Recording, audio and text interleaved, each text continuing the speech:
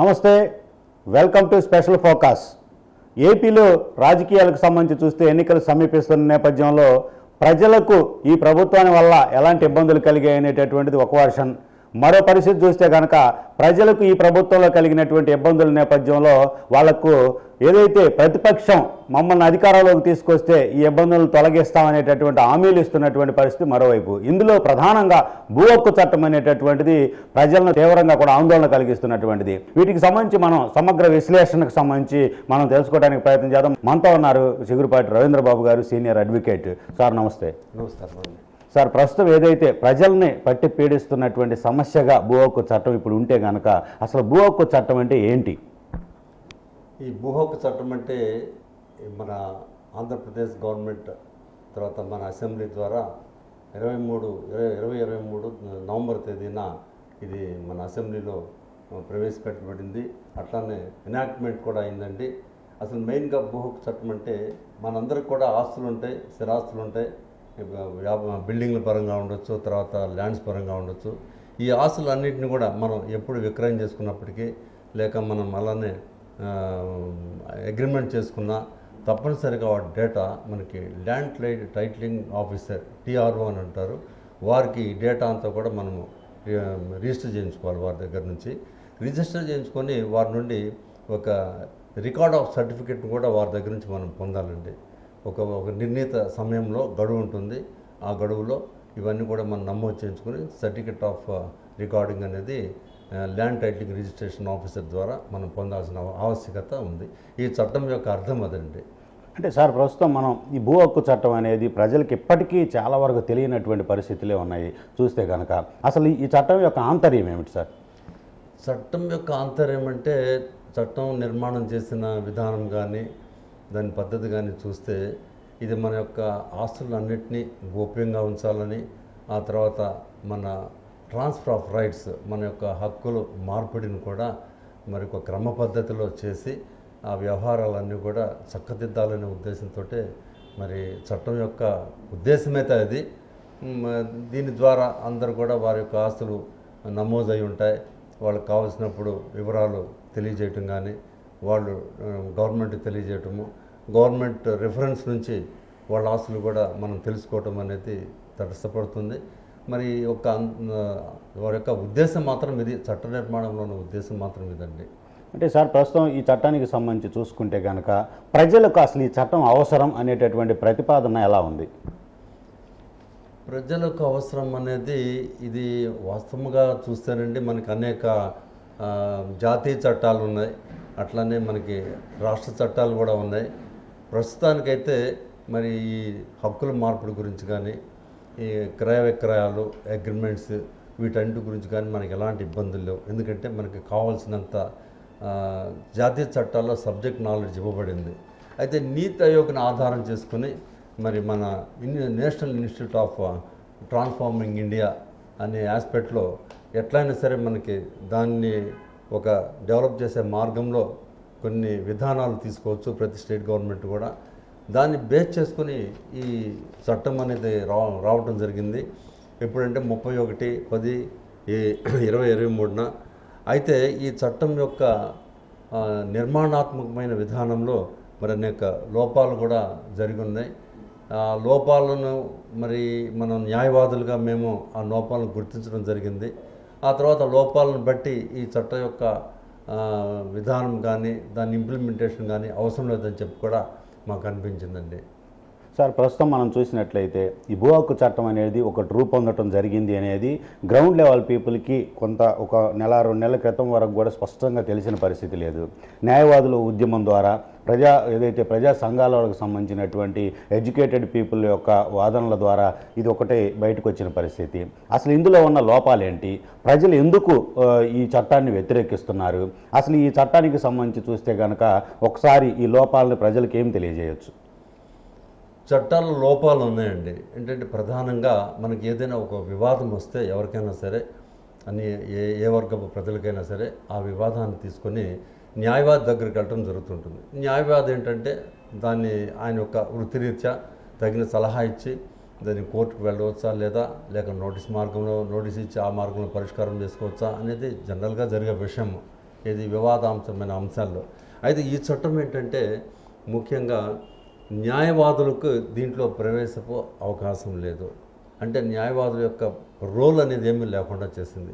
వాళ్ళు ఒకవేళ కక్షిదారుల పట్ల వాళ్ళు సలహాలు ఇస్తే వాళ్ళు ఇండిపెండెంట్గా సలహాలు ఇచ్చుకోవచ్చేమో, కానీ మరి గవర్నమెంట్ దగ్గరికి వచ్చి టీఆర్ఓ దగ్గరికి వచ్చి అప్పీర్ అవ్వటం కానీ, వకాలత్ ఫైల్ చేయడం కానీ, ఆ వివాదాన్ని గురించి మంచి చెడు చెప్పడం కానీ, న్యాయశాస్త్రం గురించి చెప్పడం కానీ అది అవకాశం న్యాయవాదులకు లేదు.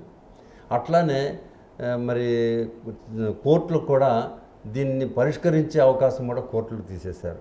సో న్యాయవాదులకి కోర్టులకి ఈ వివాదాన్ని చర్చించే ప్రక్రియ అనే విధానాన్ని ఈ చట్టం ద్వారా మనం కోల్పోయాం. ఏదైనా ఒక వివాదము న్యాయవాదులతో మొదలై న్యాయమూర్తుల సమక్షంలో అది న్యాయశాస్త్రం ప్రకారం వివాదము అనేకమైనటువంటి చర్చకు గురై తీవ్రంగా దానికి సంబంధించిన హైకోర్టు డెసిషన్స్, సుప్రీంకోర్టు డెసిషన్స్ కూడా ఉంటాయి. వాటిని కూడా మరి దృష్టిలోకి తీసుకొని చర్చ జరిగితేనే దానికి తగిన సమాధానం వస్తుంది, తీర్పు వస్తుంది. ఆ తీర్పు ద్వారా ప్రజలకి సత్యం జరుగుతుంది, వ్యవహారం పరిష్కరింపబడుతుంది. అయితే ఈ చట్టంలో ఆ మార్గం తీసేశారు, ఆ అవకాశం పోయింది. మీకు ఏది వివాదం ఉన్నా కూడా డైరెక్ట్గా పార్టీ మాత్రమే టీఆర్ఓ దగ్గరికి వెళ్ళటం, ఆ వివాదాన్ని ఆయన రిపోర్ట్ చేసుకొని ఆయన ద్వారానే పరిష్కరించుకోవడం జరుగుతుందండి. అందువల్ల ముఖ్యంగా న్యాయమూర్తులకి న్యాయవాదులకి అవకాశం లేకుండా న్యాయస్థానాల్లో ఎడ్యుడికేషన్ ఆఫ్ జస్టిస్ అంటారు, అడ్మినిస్ట్రేషన్ ఆఫ్ జస్టిస్ అంటారు, ఆ రెండింటికి అవకాశం లేకుండా పోయింది. కాబట్టి ఇది ఒక తీవ్రమైన లోపంగా భావించి మేము న్యాయవాదులు ఈ చట్టాన్ని వ్యతిరేకిస్తున్నాం. వ్యతిరేకించే అంశాల్లో ఇది ముఖ్యమైనది. సార్, ప్రస్తుతం ఏదైతే ఈ చట్టానికి సంబంధించి చూస్తే ఇప్పటికే అంటే ఈ చట్టం రూపొందించింది అమలుకు రెడీగా ఉందనేటటువంటిది ప్రస్తుత వాదన. అయితే ఈ చట్టానికి సంబంధించి ఇప్పటికే కోర్టులో పెండింగ్లో ఉన్నటువంటి కేసుల పరిస్థితి ఏంటి? ఈ తీర్పులు వస్తే కనుక ఇప్పటికే ఉన్నటువంటి సివిల్ మ్యాటర్స్, ఆస్తికి సంబంధించినటువంటి అంశాల మీద ఆ తీర్పులకు సంబంధించినటువంటి ప్రభావం ఈ చట్టానికి సంబంధించి ఎలా ఉంటుంది అంటారు? అంటే ఆ చట్టం అమలు చేస్తే తీర్పులు అమలు చేయబడతాయా, లేదంటే పెండింగ్లో ఉన్న కేసుల పరిస్థితి ఏంటి? ఇప్పుడు ఈ చట్టం అమల్లో వచ్చే నాటికి చట్ట ప్రకారం ఏంటంటే చట్టంలో వాళ్ళు ఉదహరించిన సెక్షన్స్ ప్రకారం ఈ టైంలో కానీ ఈ సమయంలో కోర్టులో పెండింగ్ కేసులు ఉన్నాయనుకోండి, మన దావాలు కానీ సూట్స్ కానివ్వండి, ఇంకా పిటిషన్స్ కానివ్వండి, ఇతరత్ర ఎలాంటి వివాదాలు కోర్టులో ఉన్నా కూడా వెంటనే టీఆర్ఓకి తెలియజేసి కొంత నిర్ణీతమైన గడువులో ఆయన దగ్గర నుంచి ఒక సర్టిఫికేట్ పొందాలి. ఆ సర్టిఫికేట్ మళ్ళీ కోర్టులో దాఖలా చేసుకొని కోర్టు నుంచి ఒక ఎక్నాలజ్మెంట్ తీసుకుని ఆ ఎక్నాలజ్మెంట్ని మళ్ళీ ల్యాండ్ టైటిలింగ్ ఆఫీసర్కి సమర్పించుకోవాలి. ఇది ఒక ప్రాసెస్. ఈ ప్రక్రియ జరగాలి. ఈ ప్రక్రియ ఏంటంటే ఒక నిర్ణీతమైన గడువులో మాత్రమే జరగాలి. అలా నిర్ణయించిన గడువులో అంటే సుమారుగా మొట్టమొదటేమో 7 రోజుల లోపల మరి దాన్ని ఆయనకి రిపోర్ట్ సబ్మిట్ చేసుకోవాలి టీఆర్ఓకి. ఆ తర్వాత 2 సంవత్సరాల లోపల ఈ పెండింగ్ కేసుల వివరాలు అన్నీ కూడా టీఆర్ఓ గారికి సమర్పించుకొని రిపోర్ట్ తయారు చేయించుకొని నమోదు చేయించుకోవాలి. మరి ఈ ప్రక్రియ నిర్ణీత సమయంలో గడువులో జరగకపోతే పరిస్థితి ఏంటి? ఆ పెండింగ్ కేసులు ఉన్నాయి చూసారా, ఆ పెండింగ్ కేసులు కూడా ఉనికిపోతుంది. ఒకవేళ డిగ్రీ వచ్చినప్పటికీ కూడా పార్టీ ఆ డిగ్రీ వివరాలు టీఆర్ఓకి సమర్పించుకోకపోతే, డేటా చేసుకోకపోతే, రికార్డ్ చేసుకోకపోతే ఆ డిగ్రీ కూడా ఎన్ఫోర్సబిలిటీ ఉండదు. అంటే డిగ్రీ ఇన్ఫ్రాక్చువస్ అవుతుంది. అంటే డిగ్రీ ఉపయోగానికి రాదు. ఇది చాలా లోపభూయిష్టమైన చట్టం అండి. ఎందుకంటే ఏదైనా సరే కేసులు పెండింగ్లో ఉన్నప్పుడు ఆ కోర్టు ఆ కేసుల్ని పరిష్కరించి దాంట్లో ఫైనల్ డెసిషన్ అంటే తుది తీర్పు ఇవ్వాల్సిందే తప్ప ఇతరత్ర ఇంకొక చట్టం రీత్యా కానీ లేదా ఇంకొక ఇంటర్ఫిరెన్స్ ద్వారా కానీ లేదా ఇంకొక విధానంగా ద్వారా కానీ కోర్టు విషయాల్లో జోక్యం చేసుకోకూడదు. ఇప్పుడు ఏమైంది, టీఆర్ఓ వచ్చేసి ఆయన ఎగ్జిక్యూటరీ, ఆ టీఆర్ఓ వచ్చేసి టీఆర్ఓకి కోర్టుకి ఒక కోఆర్డినేషన్ పెట్టారు. ఆ కోఆర్డినేషన్ కూడా ఒక నిర్ణీతమైన సమయంలో పెట్టారు. ఆ నిర్ణీత గడువులో పార్టీ తను అనుకున్న ప్రకారం చేసుకోలేకపోతే ఆ కోర్టులో పెండింగ్ ఉన్న కేసులు కూడా ఇన్వాలిడ్ అంటే ఇన్ఫ్రాక్చువస్, వాటికి వ్యాలిడిటీ లేదు, ఎన్ఫోర్సబిలిటీ లేదు. అది చాలా ప్రమాదకరమైందండి. ఏదైనా సరే ఒక్కసారి కోర్టులో ఒక కేసు ఫైల్ అయితే అది ట్రయల్కి వెళ్ళాలి, తర్వాత జడ్జిమెంట్కి వెళ్ళాలి. దాని తత్ఫలితంగా పార్టీ తర్వాత ఎగ్జిక్యూషన్కి వెళ్తాడో లేక వాళ్ళు సాటిస్ఫై అయిపోయి దాంతో ఇది చేసుకుంటారో అది వాళ్ళ ఇష్టం. అట్లా కాకుండా ఇచ్చిన డిగ్రీలు మరి ఉపయోగానికి రాకపోగా నిరుపయోగం అవటం కానీ మరి వాటికి వ్యాలిడిటీ లేకపోవడం అనేది కానీ చట్టవిరుద్ధం, చట్ట పరిధిలో లేని విషయం అది. అది అనవసరంగా కోర్టు విషయాల్లో జ్యుడిషియల్లో ఇంటర్ఫియర్ అవటమే. ఎగ్జిక్యూటివ్ వచ్చి జ్యుడిషియరీలో ట్రెస్పాస్ ఇంటర్ఫియర్ అవటం అవుతుంది. అది చట్టవిరుద్ధం, అది ప్రజాస్వామ్యమైన చట్ట విధానాలకు రాదు, రాజ్యాంగపరంగా కూడా రాజ్యాంగ అధికారులు కూడా వ్యతిరేకమవుతుంది అది. సార్, ప్రస్తుతం ఈ చట్టానికి సంబంధించి ఏపీ ల్యాండ్ టైటిలింగ్ యాక్ట్ 2023కి సంబంధించి ఈ అమలు చేసేటటువంటి హక్కు అనేటటువంటి దానికి సంబంధించి చూస్తే కనుక దాన్ని ప్రశ్నించేటటువంటి హక్కు ఎవరికీ లేదు అనేటటువంటి ఒక ఏదైతే నియంతృత్వమైనటువంటి విధానం ప్రజల్లో అనిపిస్తున్న నేపథ్యంలో ప్రజలు ప్రభుత్వాన్ని ఎన్నుకుంటున్న పరిస్థితుల్లో ప్రభుత్వం ప్రజల ఆమోదంతో ప్రజల యొక్క సంక్షేమం కోసం చట్టాలు చేయాల్సినటువంటి పరిస్థితుల్లో ప్రజా వ్యతిరేకతతో ఉన్నటువంటి పరిస్థితి ఉంటే గనక ప్రజలు దాన్ని వ్యతిరేకించకూడదు అనేటటువంటి ఒక హుకుం జారీ చేసే విధంగా ఈ చట్టం ఉంటే అది ఎంతవరకు సమంజసం అంటారు? ప్రజలకు వ్యతిరేకంగా ఉండి ఆ చట్టాన్ని మరి ప్రజాపరంగా అయిన విధానాలు తీసుకురావడం కానీ ప్రజల మీద రుద్దడం అనేది అసమంజసం. ఎందుకంటే ఈ చట్టంలో ముఖ్యంగా సెక్షన్ 34 కింద ఏమంటున్నారంటే ఈ చట్టం యొక్క మంచి చెడు గురించి కానీ విధాన లోపాల గురించి కానీ విధాన పద్ధతి గురించి కానీ ఎవరు కూడా దీనిని వ్యతిరేకించకూడదు, అంటే ప్రశ్నించకూడదు. అది చాలా తప్పండి. ఏ చట్టం ఇప్పటికి అనేక చట్టాలు వచ్చినాయి, మనకి జాతీయ చట్టాలు ఉన్నాయి, తర్వాత మన స్టేట్ పరంగా ఉన్న చట్టాలు ఉన్నాయి. ఏ చట్టాన్నైనా సరే మనం విమర్శించుకోవచ్చు, తప్పులేదు. ఆ విమర్శ ఎక్కడ జరుగుతుంది? సరైన విమర్శ ఎక్కడ జరుగుతుంది? న్యాయవాదుల మధ్య, న్యాయమూర్తుల మధ్య జరుగుతుంది, bench and bar. So A point అయినా సరే, ఏ చట్టం అయినా సరే, ప్రతిరోజు నిత్యం నేను చేసే పని ఏంటంటే చట్టంలో ఒక ఆస్పెక్ట్ సరిగా లేకపోతే that will be discussed before the court. అది కరెక్టా కాదన్నది హైకోర్టు తీర్పులు, సుప్రీంకోర్టు తీర్పులు దృష్టిలో పెట్టుకొని కోర్టు నిర్ణయిస్తుంది. అంతేగాని మనము బయట ఏదో మాట్లాడేసుకొని దీని లోపాలు మాట్లాడుకోకూడదు, దీంట్లో మంచి చెడు మాట్లాడుకోకూడదు, ఈ విధానం పద్ధతిని ప్రశ్నించకూడదు, వ్యతిరేకించకూడదు అనేది అప్రజాస్వామ్యం. మనది డెమోక్రటిక్ లా ఎప్పుడు కూడా it is at Liberty to be discussed. దాన్ని మనము ఎలాంటి దానికి ఒక అవరోధం పెట్టి దాన్ని పాటించకపోతే దానికి ఒక పరిణామాలు ఉంటాయి అంటాం అనేది కూడా అది సరైన చట్టం కాదు, చట్ట విధానం కాదు. ఆ సెక్షన్ కూడా డిఫెక్టివ్ సెక్షన్. డెఫినెట్గా దాన్ని మనం డిఫెక్టివ్ సెక్షన్గా పరిగణించి దాన్ని ఏ విధంగా మార్పు చేసుకోవాలో ఆ విధంగా మార్పు చేసుకోవాల్సిందే. సార్, ప్రస్తుతం ఏదైతే ప్రతి చట్టము కూడా జ్యుడిషియరీ కిందకే వస్తుంది. ఎందుకంటే అల్టిమేట్గా దాన్ని కాపాడాల్సింది ఆ చట్టాన్ని, ఆ చట్టంలో లోపాలు కానీ ఆ చట్ట ప్రకారం ప్రజలకు న్యాయం అందించాల్సినటువంటి బాధ్యత జ్యుడిషియరీకి ఉంటుంది. కానీ ఏపీ ల్యాండ్ టైటిలింగ్ యాక్ట్ అనేటటువంటిది జ్యుడిషియరీ విభాగం కిందకు వస్తుందా రాదా? ఈ చట్టంలో ఉన్నటువంటి మార్గదర్శకాల ప్రకారం తప్పనిసరిగా జ్యుడిషియరీ కింద వస్తుందండి. ఎందుకంటే వాళ్ళ యొక్క చట్ట నిర్మాణంలో కూడా ఇది జ్యుడిషియరీ అనే దాన్ని ఆ క్లౌడ్లోనే తయారు చేసుకోవడం జరిగింది. జ్యుడిషియరీ అన్నారు. మరి జ్యుడిషియరీ అన్నప్పుడు దారుణమైన విషయం ఏంటంటే సెక్షన్ 38 కింద జ్యుడిషియరీకి ఇంటర్ఫియర్ అయ్యే అవకాశమే లేదు. There is no administration of justice before the court, there is no adjudication before the bench and bar. అలాంటప్పుడు జ్యుడిషియరీ ఎలా అవుతుందండి? One sided. టీఆర్ఓ అంటున్నారు టైటిల్ రిజిస్ట్రేషన్ ఆఫీసర్, బట్ ఆయనకి లీగల్ కాంపిటెన్సీ ఏంటి, లీగల్ సిగ్నిఫికెన్స్ ఏంటి, లీగల్ అథారిటీ ఏంటి, ఆ పర్మిసిబిలిటీ ఏంటి, ఆ జ్యూరిస్డిక్షన్ ఏంటి? మరి జ్యుడిషియరీ అన్నప్పుడు ఆటోమేటిక్గా ఎంటైర్ జ్యుడిషియరీ వస్తుంది కదా. ఏమి మనం జ్యుడిషియరీ అంటున్నాం? జ్యుడిషియరీ అంటే lower courts, sub courts, high court, supreme court, ఇవంతా కూడా జ్యుడిషియరీ కింద వస్తుంది. మరి మీరు జ్యుడిషియరీ అన్నప్పుడు మరి జ్యుడిషియరీ మీ జ్యూరిస్డిక్షన్ ఎలా తీసేశారు మీరు? సెక్షన్ 38 కింద కోర్టుకు జ్యూరిస్డిక్షన్ లేదు కదా. మనం ఎవరిని కోర్టు జ్యూరిస్డిక్షన్ తీసేయడానికి మనం ఎవరిని? It's a settled law, it's a settled rule of law, it is as per the constitution. కోర్టుకు జ్యూరిస్డిక్షన్ లేదనే మాట లేదు. ఒక కోర్టు కాకపోతే ఇంకో కోర్టుకి జ్యూరిస్డిక్షన్ ఉంటుంది. సపోజ్ సివిల్ కోర్టుకు జ్యూరిస్డిక్షన్ లేదనుకోండి, లేబర్ కోర్టుకు జ్యూరిస్డిక్షన్ ఉంటుంది. లేబర్ కోర్టుకి సివిల్ కోర్టుకి జ్యూరిస్డిక్షన్ లేదనుకోండి, కంపెనీ లా కోర్టుకు జ్యూరిస్డిక్షన్ ఉంటుంది. సో ప్రతి కోర్టుకి, ప్రతి వివాదానికి, వివాదపు అంశానికి తప్పనిసరిగా ఒక కోర్టు, ఒక జ్యూరిస్డిక్షన్ ఉండాల్సిందే. మీరు జ్యుడిషియరీ ఎప్పుడైతే అంటున్నామో, జ్యుడిషియరీ అంటే it's a court headed by A judicial officer. There must be judicial officer, A presiding officer. కాబట్టి దీన్నేమో వాళ్ళు యాక్ట్లోనేమో జ్యుడిషియరీ అంటున్నారు, జ్యుడిషియరీ క్లౌడ్కి తీసుకొచ్చారు. బట్ జ్యుడిషియరీకి ఉండాల్సిన జ్యురిస్డిక్షన్ తీసేశారు. జ్యురిస్డిక్షన్ తీసేయడం అనేది మాటలు కాదు, అది సిపిసిలో ఒక పెద్ద చాప్టర్ జ్యురిస్డిక్షన్ అనేది. ఒక్కొక్క కోర్టుకి ఆ జ్యురిస్డిక్షన్ కొన్ని రకాలుగా ఉంటుంది.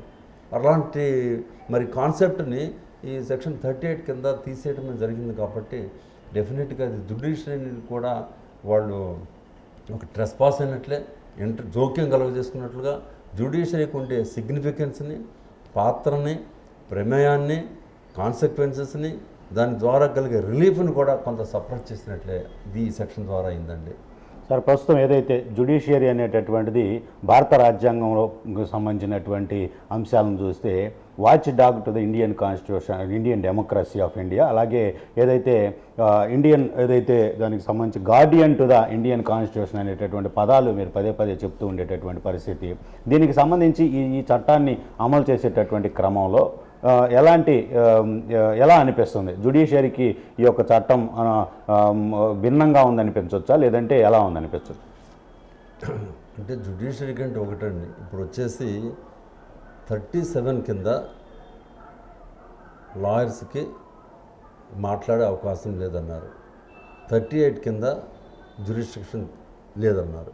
ఇక్కడ చూడాలి మనం, 35 కింద ల్యాండ్ టైటిలింగ్ ఆఫీసర్కి 35 ABCD అని 4 క్లాజులు పెట్టుకొని, ఆ 4 క్లాజుల ప్రకారంగా సిపిసి అనే ఒక సబ్జెక్ట్ ఉంది. CPC civil procedure code follow కావచ్చు అని అనుకున్నారు, బాగానే ఉంది. అట్లానే 37 కింద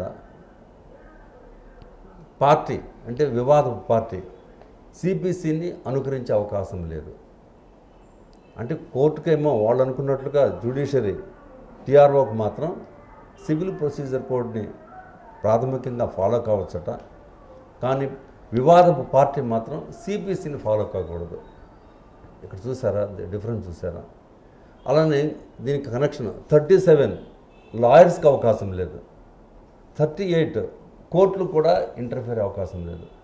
ఈ కాన్సెప్ట్ చూడండి, 35, 37, 38 ఈ 3 యాక్ట్ను మనకి లింకప్ కాలేదు, డిస్కనెక్ట్ చేశారు. అంటే సిపిసిని ఒక శాస్త్రాన్ని వాళ్ళైతే ఉపయోగించుకోవచ్చు, పార్టీ మాత్రం ఉపయోగించుకోకూడదు. సో ఇక్కడ ఏమైందంటే ప్రతి పార్టీకి కూడా లాని సమన్వయం చేసుకోవాలి, ఆయనకి సమానంగా ఉపయోగపడాలి, అంటే equal application of law. So అక్కడ వాళ్ళు మాత్రం ఒక శాస్త్రాన్ని ఉపయోగించుకుంటున్నారు, అట్లానే వివాద పార్టీలు మాత్రం సిపిసిని అనుకరించకూడదు. సో ఆటోమేటికల్లీ ఇది అప్రజాస్వామ్యమే కాదు, ఇది రాజ్యాంగ వ్యతిరేకం కూడా. ఎందుకంటే ఆర్టికల్ 19(1)G కింద ఈక్వాలిటీ ఆఫ్ లా అనేది అందరికీ ఉంటుంది. నీకు కోర్టుకి ఎలా ఉంటుందో కోర్టులో వివాద పార్టీకి కూడా ఆటోమేటిక్గా అదే ఎలా అప్లై అవుతుంది.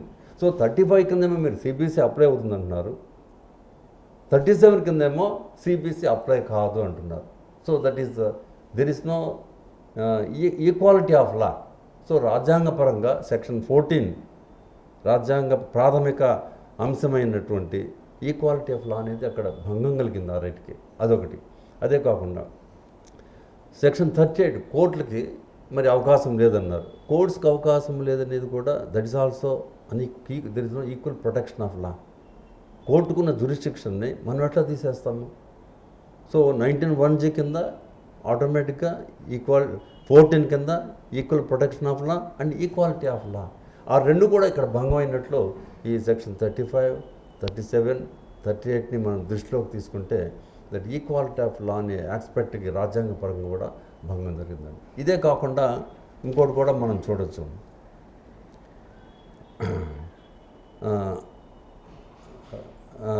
మాకు అడ్వకేట్స్ యాక్ట్ ఒకటి ఉంది. అడ్వకేట్స్ యాక్ట్ కింద ప్రతి లాయర్ కూడా ప్రాక్టీస్ చేసుకోవాలి. So right to practice, right to occupation, advocates act 1961 కింద. మీరేం చేశారు? ల్యాండ్ టైటిలింగ్ యాక్ట్లో advocates have no right to participate in the dispute. So ఆటోమేటిక్గా మాకు మా ప్రొఫెషన్కి సంబంధించిన యాక్ట్, మా మదర్ యాక్ట్ అడ్వకేట్స్ యాక్ట్ 1961, ఆ యాక్ట్కి సంబంధించిన రైట్ భంగం జరిగింది కదా, రైట్ టు ప్రాక్టీస్. సో ఆ యాక్ట్కి సంబంధించిన ప్రాక్టీస్ని మాకు మీరు డిలీట్ చేసినట్లయింది, తొలగించడమైంది, రద్దు చేయడమైంది, దాన్ని మరి మైనస్ చేయడమైంది. సో ఆటోమేటిక్గా రైట్ టు ప్రాక్టీస్కి భంగం జరిగింది ఇక్కడ. So that is a central act, right to act, advocates act అని central act. So central act కూడా అయితే ఇన్ఫ్రింజ్మెంట్ అయింది, ఆ సెంట్రల్ యాక్ట్లోని ప్రొవిజన్స్ కూడా దీన్ని డిఫీట్ అయిందండి. అట్లానే right to occupation means profession. ఈ రైట్ టు ఆక్యుపేషన్ సంబంధించింది కూడా బోత్ బెంచ్కి బార్కి రెండింటికి వర్తిస్తుంది. అది కూడా మీకు ఇక్కడ భంగం జరిగింది. సో కాబట్టి భారత రాజ్యాంగ ప్రాథమిక హక్కులైనటువంటి ఈక్వాలిటీ ఆఫ్ లా భంగం జరిగిందండి. అట్లానే ఈక్వల్ ప్రొటెక్షన్ ఆఫ్ లా ఇక్కడ ఏమన్నారు మీరు 38 కింద నిర్ణీత గడువులో నిర్ణీత సమయంలో ఈ వివాద పార్టీ తన యొక్క యాజమాన్య హక్కులను టీఆర్ఓకి సమర్పించి నమోదు చేసుకోకపోతే ఆ గడువు దాటిన తర్వాత ఆయన ఆస్తుల మీద ఉన్నటువంటి యాజమాన్య హక్కుకు భంగం కలుగుతుంది, అది డిఫీట్ అవుతుంది, ఆ హక్కులను కూడా కోల్పోతాడు. అది క్లారిటీ ఇచ్చారు.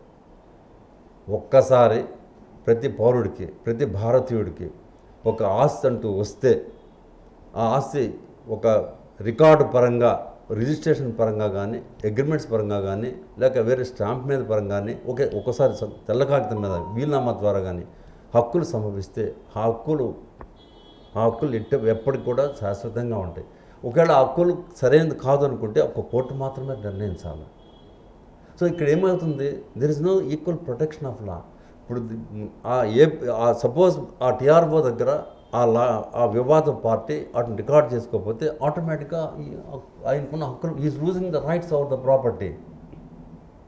సో ఆటోమేటిక్గా అది there is no protection of లా.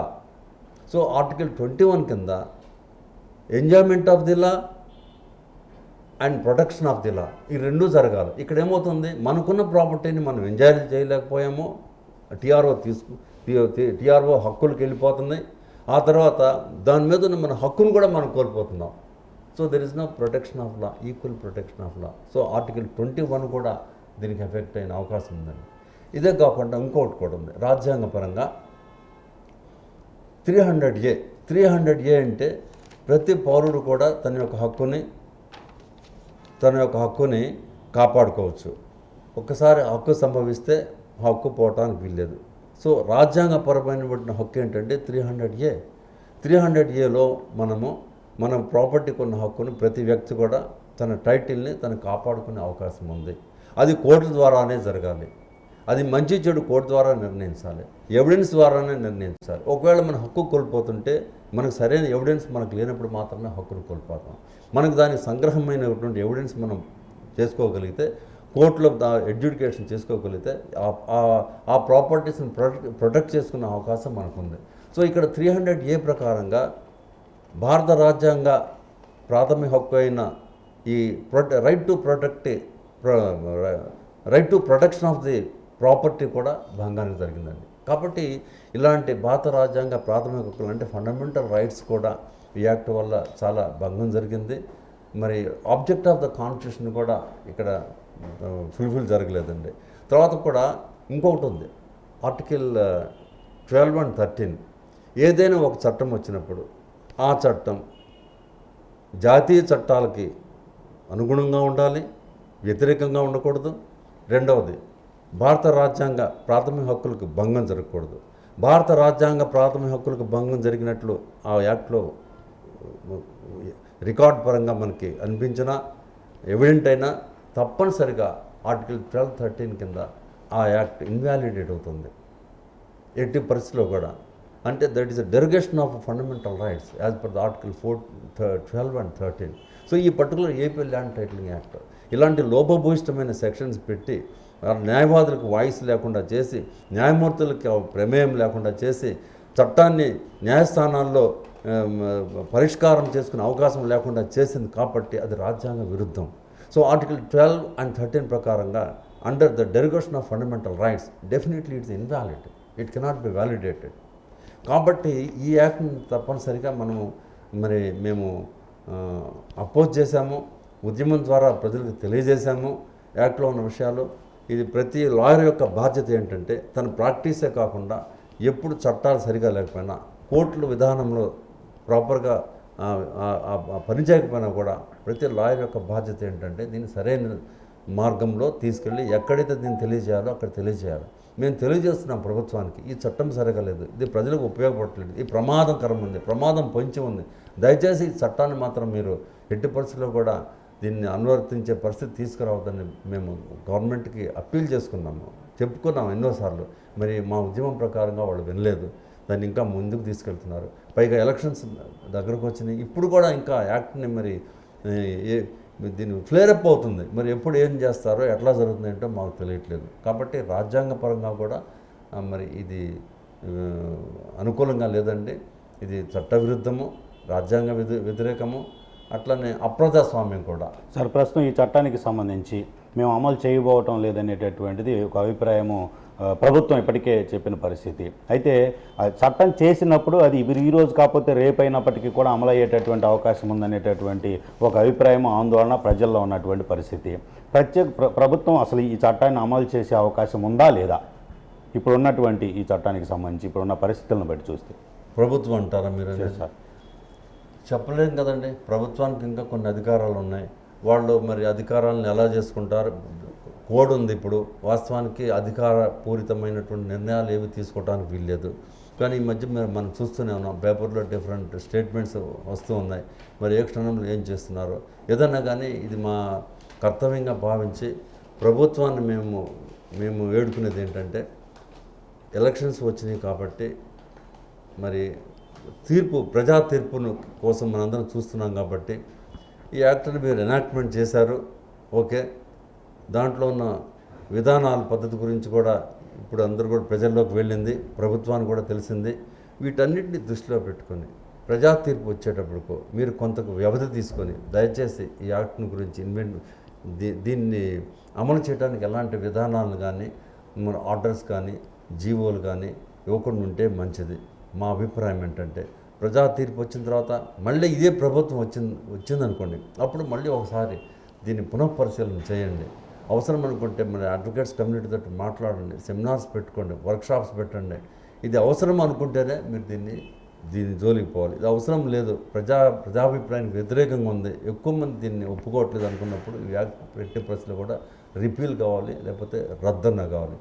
మా అభిప్రాయం ఈ ప్రజా తీర్పు వచ్చే వరకు యాక్ట్ జోలికి వెళ్లకుండా ఉంటే, ప్రజల మీద ఉన్న మనకి సదుప్రాయం ఉంటే, మరి మన ప్రజాస్వామ్యం మనం కాపాడాలనుకుంటే యాక్ట్ జోలికి పోకుండా ఉంటేనే మంచిది. మేము అనుకుంటాం ప్రభుత్వం ఎలాంటి చర్యలు తీసుకోపోవచ్చు అని అనే భావంతో మేము ఉన్నాము. సరే, ఈ యాక్ట్కి సంబంధించి ప్రస్తుతం ఏదైతే గుంటూరు జిల్లా కేంద్రంగా పెద్ద ఎత్తున ఉద్యమం జరిగి స్టేట్ లెవెల్ ఒక మీటింగ్ కూడా ఏర్పాటు చేయడం జరిగింది. ఒక పెద్ద సెమినార్ బహిరంగ సభ ద్వారా కూడా అన్ని బార్ అసోసియేషన్ల ఐక్యవేదిక ద్వారా జరిగిన పరిస్థితి, అక్కడ తీసుకున్నటువంటి తీర్మానం ఎలా ఉంది, అలాగే ప్రస్తుతం ఈ యొక్క చట్టం అనేటటువంటిది ఒకవేళ మొండిగా అమలు చేసే పరిస్థితి ఉంటే భవిష్యత్తులో ఏ ప్రభుత్వం అయినప్పటికీ సుప్రీంకోర్టు ద్వారా కానివ్వండి ఈ యొక్క చట్టాన్ని రద్దు చేయడానికి ఏమాత్రం స్కోప్ ఉన్న పరిస్థితి ఉంది.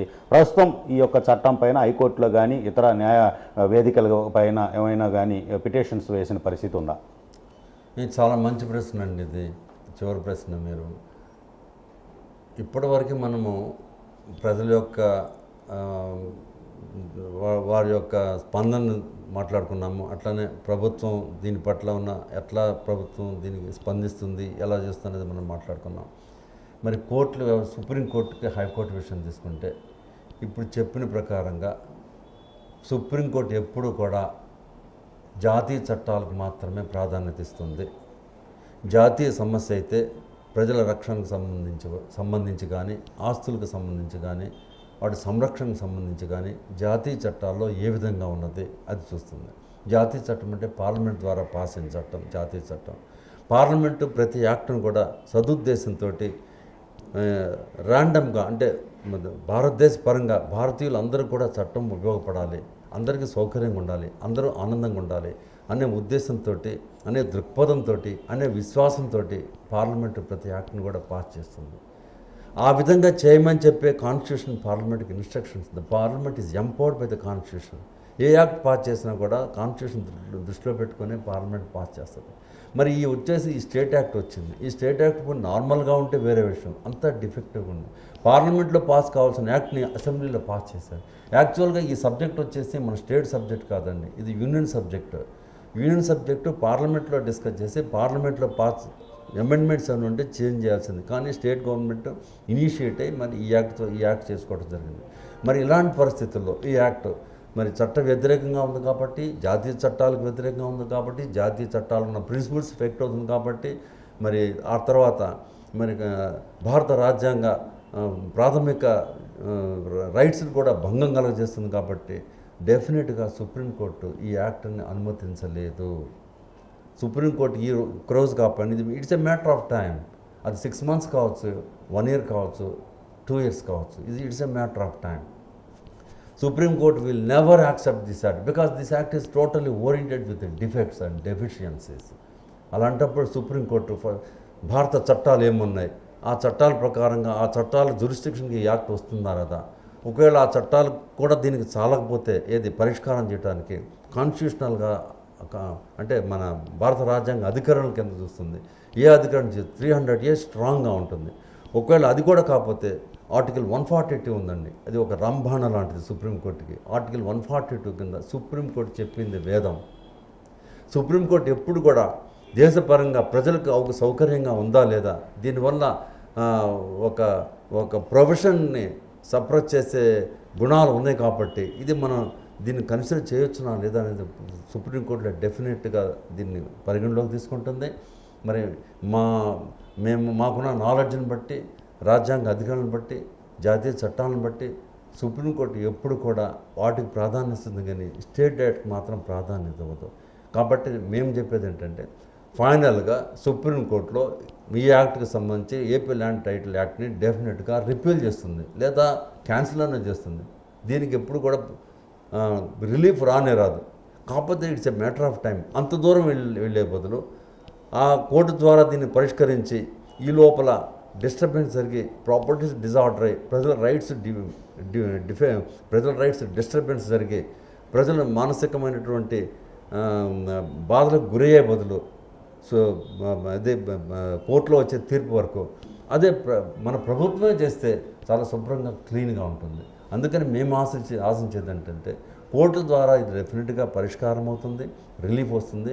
టైం పడుతుంది కాబట్టి ప్రజలు మనోవేదనకు గురవుతారు కాబట్టి డిస్టర్బెన్స్ జరుగుతుంది కాబట్టి మరి కొంతమంది ఆస్తులు కూడా కోల్పోవడం జరుగుతుంది కాబట్టి అంత దూరం వెళ్లకుండా ప్రభుత్వం దీన్ని గుర్తించి పరిగణించి వెంటనే దీనికి ఒక పరిష్కారం ఏ ప్రభుత్వం వచ్చినా సరే ఈ యాక్ట్ని రిపీల్ చేసి ప్రజలకి సరైన మార్గంలో రిలీఫ్ ఇవ్వాల్సిందిగా మా అడ్వకేట్స్ యొక్క అడ్వకేట్ సముదాయపు ఆలోచన, మా యొక్క నిర్ణయం ఇదండి. సార్, బ్రీఫ్గా ప్రజలకు మీరు ఒక సీనియర్ అడ్వకేట్గా ఈ యొక్క చట్టం గురించి కూలంకుషంగా సమగ్రంగా తెలిసినటువంటి ఒక సీనియర్ న్యాయవాదిగా చూసుకుంటే కనుక మీ విచక్షణ నేపథ్యంలో ప్రజలకు బ్రీఫ్గా ఏం చెప్తారు? ప్రజలకు నేనేం చెప్తానంటే అండి, మీరు దయచేసి మీ యొక్క ప్రాపర్టీస్కి పొసెషన్ ఉంటుంది. పొసెషన్ అంటే స్వాధీనం. మీ స్వాధీనాన్ని మీరు కోల్పోవద్దు. మీ యొక్క స్వాధీనాన్ని ఎవరికి అప్పచెప్పొద్దు. అది మీ పక్క వాళ్ళైనా సరే, మీ ఊరు వారైనా సరే, పొరుగురు వారైనా సరే, గవర్నమెంట్ అయినా సరే, మీ యొక్క పొసెషన్ అంటారు ఇంగ్లీష్లో, తెలుగులో స్వాధీనం అంటారు. మీ స్వాధీనాన్ని మీరు కాపాడుకోండి. మీ స్వాధీనం ఉన్నట్లుగా మీరు నిరూపణ చేసుకోండి, దానికి ఆధారాలు పెట్టుకోండి. డెఫినెట్గా కోర్టులు ఎప్పుడూ మీకు అవకాశం ఉంటుంది. కోర్టులో మీరు పరిష్కారం చేసుకోగలరు, కోర్టులో మీరు నెగ్గగలరు. అట్లాగే గవర్నమెంట్కి మీరు ఎలాంటి ప్రాపర్టీస్, మీ పేపర్స్ కానీ డాక్యుమెంట్స్ కానీ ఏమి కూడా గవర్నమెంట్కి ఇవ్వద్దు. మీ డాక్యుమెంట్స్, మీ ఒరిజినల్ డాక్యుమెంట్స్ని మీ దగ్గర పెట్టుకోండి. మీరు ఏమి కమిట్ అయిన అగ్రిమెంట్స్ కానీ, అట్లానే సేల్ డీడ్స్ కానీ, అట్లానే గిఫ్ట్ డీడ్స్ కానీ, ఏ రకమైన డీడ్స్లో మీరు ఎంటర్ అయినా కూడా వాటన్నిటిని కూడా మీరు భద్రపరచుకోండి. ఉంటే మీ దగ్గర ఉండాలా, లేకపోతే బ్యాంకులో ఉండాలా. బ్యాంకు నుంచి మళ్ళీ మీ దగ్గరికి రావాలి, మూడో వ్యక్తికి వెళ్ళటానికి వీల్లేదు. మీ ఒరిజినల్ డాక్యుమెంట్స్ ఎక్కడ కూడా మీరు దయచేసి వివాదపు వ్యవహారాల్లో వాటిని అప్పచెప్పద్దు. మీరు ఇట్లా మరి మీ ప్రాపర్టీస్ యొక్క పొజిషన్ని, స్వాధీనాన్ని మీరు కానీ కాపాడుకొని మీ పత్రాలను మీరు జాగ్రత్త పరుచుకుంటే మీకు ఎలాంటి ఇబ్బంది ఉండదు, హాని జరగదు. చివరిగా మీ కోర్టులోనే కోర్టు సంరక్షణ మీకు ఎప్పుడూ ఉంటుంది. Thank you sir. ఇది పరిస్థితి.